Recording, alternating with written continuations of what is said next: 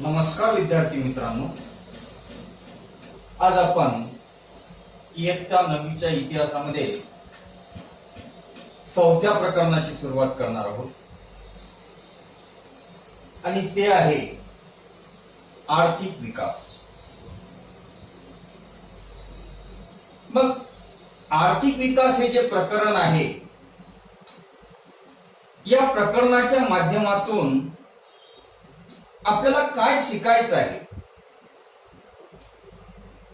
तर या आर्थिक विकास या प्रकरणाच्या माध्यमातून आपल्या भारताचं जे आर्थिक धोरण आहे, त्या भारताच्या आर्थिक धोरणाचा आपल्याला अभ्यास करायचा आहे। मग तो अभ्यास करत असताना आपल्याला अनेक मुद्द्यांच्या आधारे तो आढावा घ्यायचा आहे। मग ते कोणते मुद्दे आहेत की ज्या आधारे आपण आपल्या भारताचं जे काही आर्थिक धोरण आहे, त्या आर्थिक धोरणाचा अभ्यास करणार आहोत। त्यामध्ये पहिला आहे बघा, मिश्र अर्थव्यवस्थेचा स्वीकार, नंतर पंचवार्षिक योजना व त्यांचं यशापयश,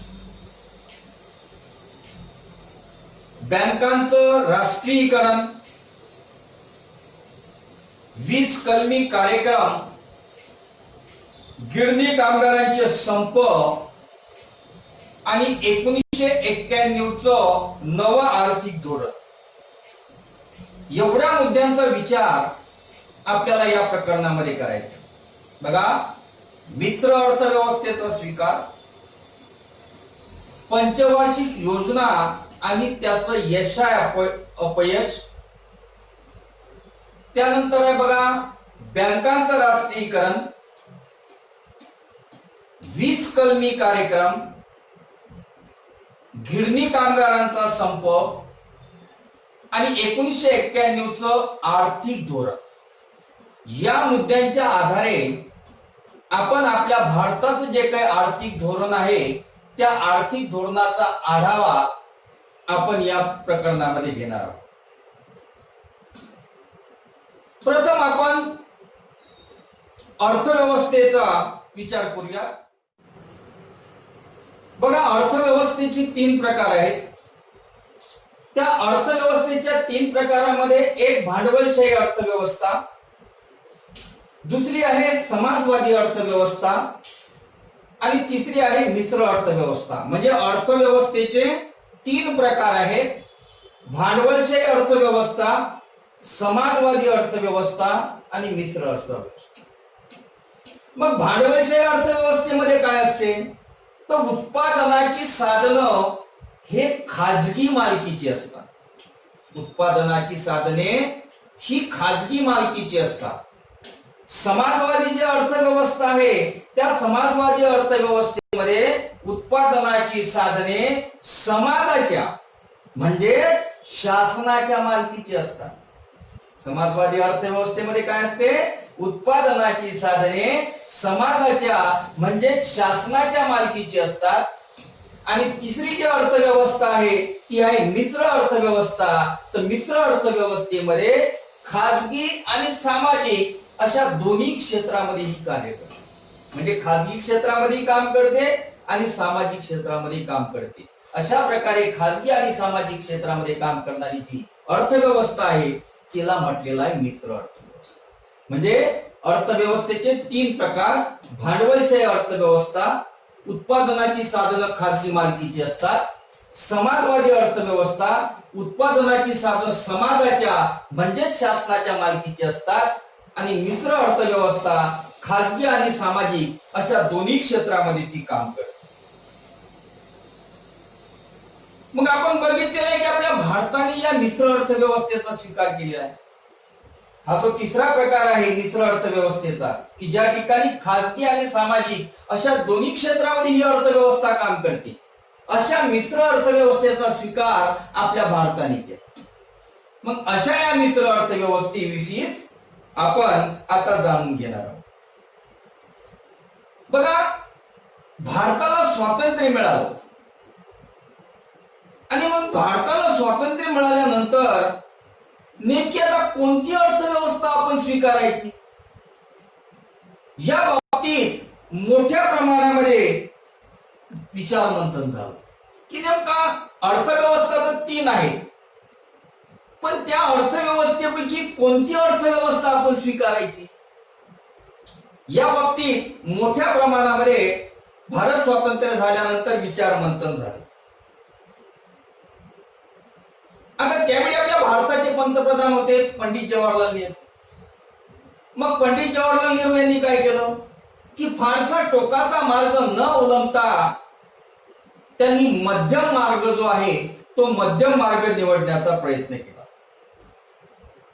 कारण हा जो आधुनिक भारत आहे त्या आधुनिक भारताचा जर आपल्याला विकास साधायचा असेल तर तो आधुनिक भारताचा विकास करण्यासाठी या दोन्ही अर्थव्यवस्थेपेक्षा म्हणजे भांडवलशाही आणि समाजवादी या दोन्ही अर्थव्यवस्थेपेक्षा त्यांनी मिश्र अर्थव्यवस्था जी आहे त्या मिश्र अर्थव्यवस्थेला प्राधान्य दिलं की जे खाजगी आणि सामाजिक अशा दोन्ही क्षेत्रामध्ये कार्य करू शकत.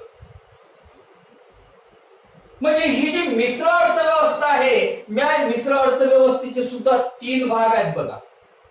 पहिला जो भाग आहे त्याला म्हटलेला आहे सार्वजनिक क्षेत्र, दुसरा जो भाग आहे त्याला म्हटलेला आहे खाजगी क्षेत्र आणि तिसरा जो भाग आहे त्याला म्हटलेला आहे संयुक्त क्षेत्र. म्हणजे मिश्र अर्थव्यवस्थेचे 3 भाग, सार्वजनिक क्षेत्र, खाजगी क्षेत्र, संयुक्त क्षेत्र. मग सार्वजनिक क्षेत्रामध्ये काय असते तर उद्योगधंदे पूर्णपणे सरकारच्या नियंत्रणाखाली व व्यवस्थापनाखाली असतात. लक्षात घ्या, सार्वजनिक क्षेत्रामध्ये उद्योगधंदे पूर्णपणे सरकारच्या नियंत्रणाखाली व व्यवस्थापनाखाली असतात. दुसरा भाग आहे बघा खाजगी क्षेत्र. या खाजगी क्षेत्रामध्ये काय असते तर उद्योगधंदे पूर्णपणे खाजगी उद्योजकाच्या मालकीचे. आता या सार्वजनिक क्षेत्रामध्ये कोणते उद्योग येतात, संरक्षण साहित्याचं उत्पादन, म्हणजे संरक्षण साहित्य जे काही उत्पादित केलं जाते किंवा त्याचं जे उत्पादन केलं जाते ते पूर्णपणे सरकारच्या नियंत्रणाखाली व व्यवस्थापनाखाली केलं जाते. दुसरा भाग खाजगी क्षेत्र, उद्योगधंदे पूर्णपणे खाजगी उद्योजकांच्या मालकीचे असतात. खाजगी क्षेत्रामध्ये उद्योगधंदे पूर्णपणे खाजगी उद्योजकांच्या मालकीचे असतात. उदाहरणार्थ उपभोग्य वस्तू, म्हणजे आपण ज्या काही वस्तूंचा उपभोग घेतो अशा सगळ्या प्रकारच्या वस्तू ह्या खाजगी क्षेत्रामध्ये मोडतात. आणि तिसरा जो भाग आहे तो आहे संयुक्त क्षेत्र, की काही उद्योग हे खाजगी उद्योजकांच्या मालकीचे असतात तर काही हे सरकारी व्यवस्थापनाखाली. म्हणजे लक्षात घ्या की मिश्र अर्थव्यवस्थेचे सुद्धा 3 भाग, त्यामध्ये सार्वजनिक क्षेत्र, खाजगी क्षेत्र, संयुक्त क्षेत्र. सार्वजनिक क्षेत्रामध्ये काय असते उद्योगधंदे पूर्णपणे सरकारच्या नियंत्रणाखाली व व्यवस्थापनाखाली असतात. उदाहरणार्थ संरक्षण साहित्याचं उत्पादन. खाजगी क्षेत्रामध्ये उद्योगधंदे पूर्णपणे खाजगी उद्योजकांच्या मालकीचे असतात. उदाहरणार्थ उपभोग्य वस्तू. आणि संयुक्त क्षेत्रामध्ये काही उद्योग हे खाजगी उद्योजकांच्या मालकीची तर काही सरकारी व्यवस्थापनाखाली चालतात. मग आपल्या भारताने स्वीकारलेली ही जी काही मिश्र अर्थव्यवस्था आहे ही मिश्र अर्थव्यवस्था सुरळीतपणे चालण्यासाठी खाजगी आणि सार्वजनिक या दोन्ही क्षेत्रामध्ये सुसंवाद असणं हे अत्यंत गरजेचं. म्हणजे ज्या मिश्र अर्थव्यवस्थेचा आपण स्वीकार केला ती मिश्र अर्थव्यवस्था जर आपल्याला सुरळीत चालवायची असेल तर खाजगी आणि सार्वजनिक क्षेत्र जे आहे त्या खाजगी आणि सार्वजनिक क्षेत्रामध्ये सुसंवाद असणं हे अत्यंत गरजेचं. मग या व्यवस्थेचं एक उद्दिष्ट होतं. मग ही जी व्यवस्था आहे मिश्र अर्थव्यवस्था, या मिश्र अर्थव्यवस्थेचं उद्दिष्ट काय होतं तर अधिकाधिक उत्पादन आणि मोठ्या प्रमाणावर लोकसहभाग. मिश्र अर्थव्यवस्थेचं उद्दिष्ट काय होतं? अधिकाधिक उत्पादन आणि लोकांचा सहभाग, मोठ्या प्रमाणावर लोकांचा सहभाग. या व्यवस्थेमध्ये भांडवलशाही व समाजवादी जे काही अर्थव्यवस्था आहे त्या अर्थव्यवस्थेचे चांगले गुण एकत्र करण्याचा प्रयत्न केलेला आहे. म्हणजे आपण भांडवलशाही किंवा समाजवादी जे काही अर्थव्यवस्था आहे त्यामध्ये सर्वच काही वाईट आहे असे आपण म्हणू शकत नाही. पण ही जी मिश्र अर्थव्यवस्था आहे त्या मिश्र अर्थव्यवस्थेमध्ये सार्वजनिक म्हणजे भांडवलशाही आणि समाजवादी अर्थव्यवस्था जी आहे त्या भांडवलशाही आणि समाजवादी अर्थव्यवस्थेमध्ये जे काही चांगलं आहे ते चांगलं आणण्याचा प्रयत्न केलेला आहे. नफ्याची प्रेरणा असेल, उपक्रमशीलता असेल, नियम पालन असेल, कालबद्ध नियोजन असेल, इत्यादी गोष्टी या मिश्र अर्थव्यवस्थेत आपल्याला दुर्लक्षून चालत. ह्या गोष्टी सुद्धा या मिश्र अर्थव्यवस्थेमध्ये आवश्यक आहे. नफ्याची प्रेरणा असली पाहिजे, उपक्रमशीलता असली पाहिजे, नियम पालन असलं पाहिजे, कालबद्ध नियोजन असलं पाहिजे, तरच त्या अर्थव्यवस्थेचा विकास होऊ शकतो. आता ही जी मिश्र अर्थव्यवस्था आहे या मिश्र अर्थव्यवस्थेत देश हिताला प्राधान्य देण्याची प्रवृत्ती असते. देश हिताला प्राधान्य देण्याची प्रवृत्ती असते आणि दीर्घकालीन विकासावर भर देण्यात येते. लक्षात घ्या, या देश हिताला प्राधान्य देण्याची प्रवृत्ती या व्यवस्थेमध्ये आहे. त्याचबरोबर दीर्घकालीन विकासावर या मिश्र अर्थव्यवस्थेमध्ये भर देण्यात आलेला आहे. संरक्षण असेल, शास्त्रीय संशोधन असेल, शिक्षण, रेल्वे, रस्ते, कालवे, बंदरे, विमानतळांची उभारणी ही क्षेत्रे भरपूर भांडवल गुंतवणारी असतात किंवा या क्षेत्रांना किंवा या क्षेत्राच्या उभारणीसाठी मोठ्या प्रमाणावर भांडवलाची गुंतवणूक करावी लागते. मात्र त्यातून मिळणारे जे फळ आहे ते फळ मात्र आपल्याला उशिरा मिळते. लक्षात घ्या, या व्यवस्थेमध्ये देश हिताला प्राधान्य देण्याची प्रवृत्ती असते. त्याचबरोबर दीर्घकालीन विकासावर सुद्धा अधिक भर देण्यात येतो. आता काही उद्योग असे आहेत, मग संरक्षण असेल, शास्त्रीय संशोधन असेल, शिक्षण असेल, रस्ते असतील, रेल्वे असेल, कालवे असतील, बंदर असतील, विमानतळ असतील, याची उभारणी जर करायची असेल तर मोठ्या प्रमाणामध्ये गुंतवणूक करावी लागते. पण त्यातून मिळणारे जे फळ आहे ते फळ मात्र आपल्याला उशिरा मिळते. त्यामुळे या क्षेत्रामध्ये जे खाजगी उद्योजक आहेत, लक्षात घ्या, कारण गुंतवणूक मोठ्या प्रमाणात मात्र फळ उशिरा. त्यामुळे या क्षेत्रांमध्ये जे खाजगी उद्योजक आहेत ते खाजगी उद्योजक मोठ्या प्रमाणामध्ये पुढे येत नाही. मग अशा वेळी काय होणार? अशा वेळी सरकारलाच त्यामध्ये पुढाकार घ्यावा. कारण खाजगी उद्योजक येत नाही. काय येत नाही?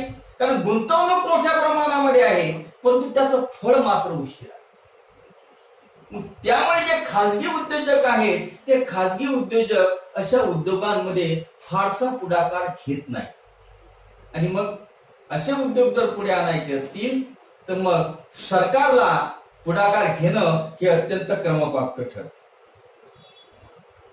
अशा प्रकारे आपल्या भारताने ही जी मिश्र अर्थव्यवस्था आहे